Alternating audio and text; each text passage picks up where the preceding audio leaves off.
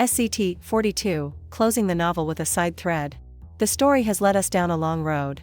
The hero fought, fell, rose again. We followed every step.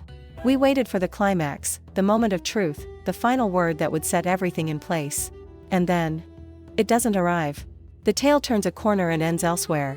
The last word belongs not to the hero, but to a side character's line. Or a letter never delivered. Or a thread only loosely tied to the great events, and yet, it claims the right to close. This is closure by side thread. Not resolution, but deflection. As though the writer whispers, the main tale? Another time. But look here, because here you will truly feel what it all meant. Examples: Marquez's 100 Years of Solitude. The end is not the hero's death, but a prophecy fulfilled.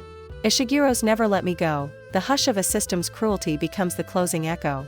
Tolkien, Frodo's story ends, but pages linger on in the lives of others, as though the great tale was only a doorway to smaller fates.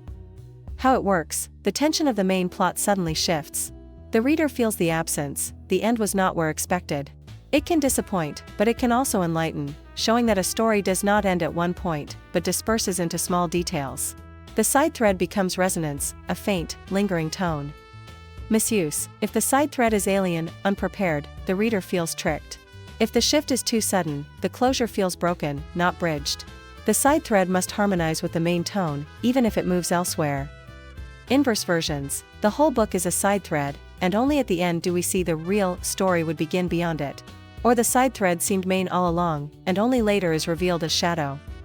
The lesson: closure through a side thread is not weakness, but perspective. It shows that meaning lives not only in great things, but also at the edge.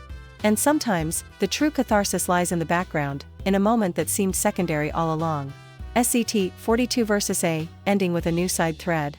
Here, not only does the main plot step aside, an entirely new story takes its place.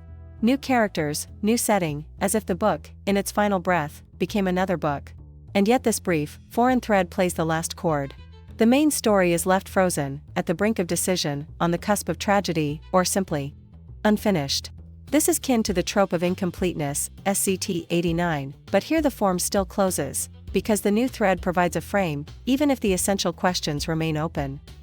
Examples: Boris Vian's Froth on the Daydream. After Colin's tragedy, a wholly different, epilogue-like scene closes the book. McCarthy's The Road. After the father's death, the boy's tale ends by joining a new community. Vonnegut's Slaughterhouse-5. After Dresden's Horror, the last sound is only a bird, Pootie Wheat. This technique creates the illusion of story shift. The reader feels the main plot left hanging, but the new strand offers a strange, paradoxical completeness. Like a melody that began elsewhere, yet finds its closing note in another key.